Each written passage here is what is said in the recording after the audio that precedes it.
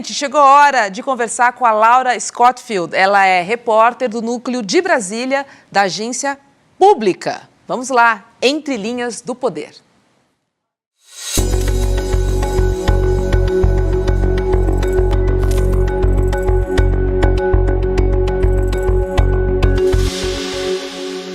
Laura, um ótimo dia para você. E é o seguinte, gente, uma série de reportagens especiais publicadas pela Agência Pública destrincha como é que funciona o lobby no Congresso e órgãos regulatórios para aprovar a novela da comercialização de cigarros eletrônicos no Brasil.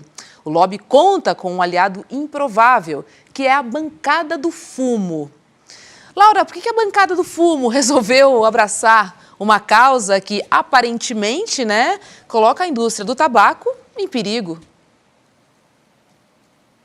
Bom dia, pessoal. Muito obrigada por receber a gente mais uma vez aqui da Agência Pública. Então, essa foi uma das grandes perguntas que a gente fez e um dos pontos iniciais é: às vezes a gente separa os dispositivos eletrônicos para fumar dos cigarros tradicionais, como se um competisse com o outro.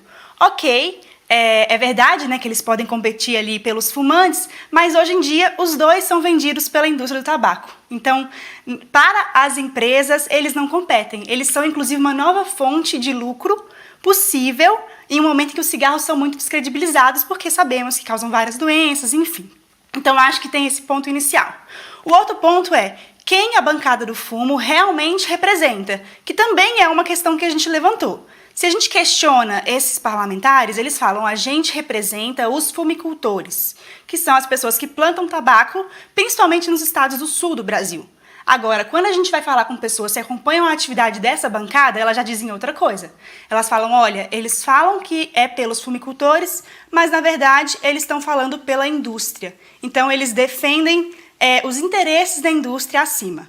Perguntando para eles assim, eles falam: olha, os fumicultores querem os dispositivos eletrônicos porque o tabaco pode ser uma fonte da extração da nicotina que vai abastecer os dispositivos. Ok, mas será que é somente por isso? É o que as pessoas que a gente entrevistou questionam, e elas falam que a defesa dos DEFs, que é uma siglazinha para esse termo, pela bancada do fumo, ela se dá porque, na avaliação deles, eles estão mais alinhados com a indústria do tabaco do que com os fumicultores. A questão que a gente traz, só para esclarecer, Laura, bem-vinda mais uma vez aqui, por que isso preocupa tanto? Por que vocês foram se debruçar sobre esse tema? Tem uma quantidade cada vez maior, a gente percebe quem circula pelas ruas nas grandes cidades, eu imagino que nas cidades também pequenas isso é forte, principalmente entre os jovens, As pessoas têm reparado isso nas baladas, nos bares e pela rua mesmo.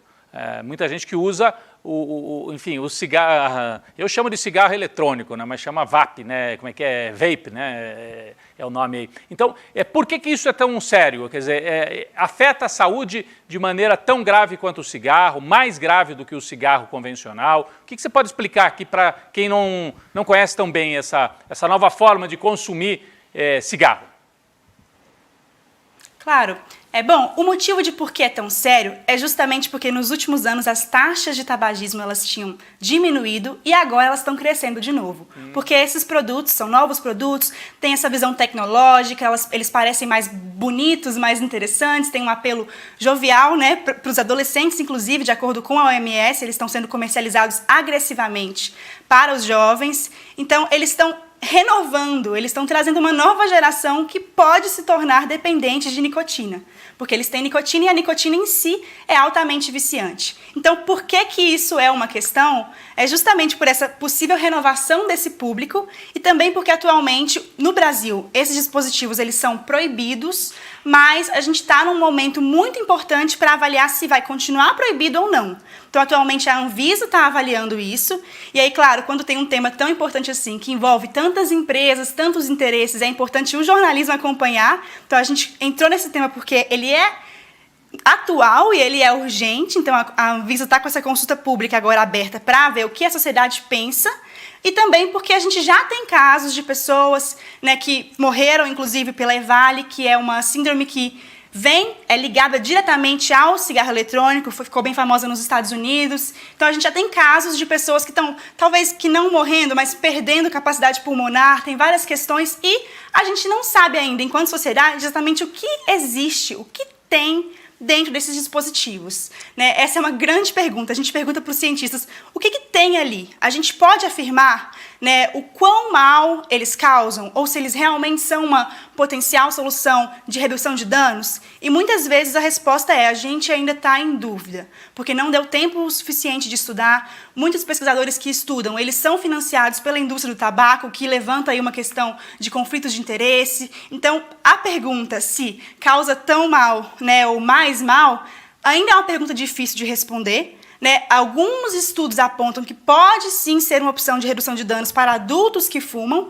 mas a gente vê que eles estão sendo comercializados para jovens e renovando aí essa geração, né? Mas também tem dúvidas sobre o quão efetivo realmente pode ser, porque a gente já tem tratamentos aprovados pelo SUS, medicamentos, enfim, que são medicamentos que atualmente eles têm, de acordo com alguns estudos, uma efetividade parecida com a desses dispositivos. Então, por que aprovar um novo dispositivo, né, com uma substância viciante que está conquistando os jovens como redução de danos, se a gente já tem um outro tratamento para isso? É uma das questões que a gente ouviu também. E ainda, sempre é um prazer a gente receber você aqui, Laura. Tem muita gente que defende o uso dos tais juices, né? Só para explicar, para quem não sabe, o vape tem a parte com a nicotina e aí tem um líquido que você coloca que dá o sabor, o cheirinho. É impressionante como a gente vê um número gigantesco de adolescentes fazendo uso, né?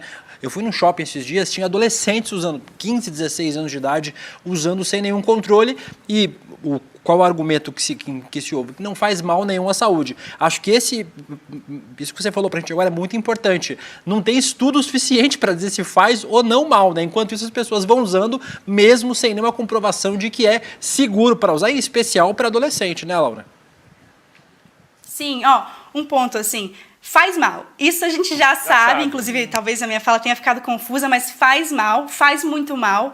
Inclusive quando são comercializados, a própria indústria fala, esse não é um produto isento de riscos, porque não é. Nenhum produto com nicotina é um produto isento de riscos, então que faz mal a gente já sabe. O que a gente ainda não sabe com certeza é, em comparação com o cigarro, o quão mal faz, ou será que esses medicamentos poderiam ser uma alternativa? Que atualmente a indústria fala, já temos certeza que eles são muito melhores, e os especialistas de saúde pública falam, não, calma aí, a gente não sabe ainda o suficiente, a gente não sabe os efeitos a longo prazo, então a gente não pode vender um produto novo altamente eficiente como uma alternativa de redução de riscos. Mesmo sem nicotina, né? E essa questão dos jovens é o que mais... Mesmo sem... É que, assim, atualmente, o foco principal são os produtos com nicotina. Então, o lobby, ele atualmente existe para aprovar esses produtos com nicotina, que são produtos importantes para a indústria, para renovar o público. Hoje, é uma meta assim, que a indústria defende quase como uma meta humanitária, se você ler os releases deles, que a meta deles é substituir parte do lucro proveniente dos cigarros pelo lucro proveniente desses dispositivos. Então, eles argumentam que eles querem que as pessoas troquem para um que faria menos mal. Então, atualmente, o foco principal são os com nicotina, né, que tem o tabaco aquecido, que é um que aquece um filete de tabaco, e tem esses que são os liquidozinhos, né, que são vapes ou pods da nova geração, que são esses que têm um liquidozinho com nicotina que você vaporiza. Então, atualmente, o foco principal deste lobby são eles. É claro que são dispositivos que eles podem ser usados para outros fins, mas o foco da indústria tem sido com nicotina, por isso que eu falo um pouquinho mais dele no momento. Tá certo, Laura. Agora é o seguinte, com nicotina ou sem nicotina, faz mal do mesmo jeito. Pulmão agradece se você puder, enfim, deixar de lado isso aí. E o cheirinho engana muito, né? Acho que tem essa pegadinha de você achar, um cheirinho gostoso, lúdico, né? É inocente. Acho que quando tem a nicotina, vicia, né? Essa que é a questão também, né? Você transforma a pessoa num usuário que depois pode migrar, inclusive, para o cigarro normal, né? Sim. Porque tem a nicotina. Mas, de qualquer maneira, você injetar fumaça quente para dentro do pulmão nunca é legal. Com ou sem nicotina. Exatamente. Laura, obrigada, viu? Boa semana para você.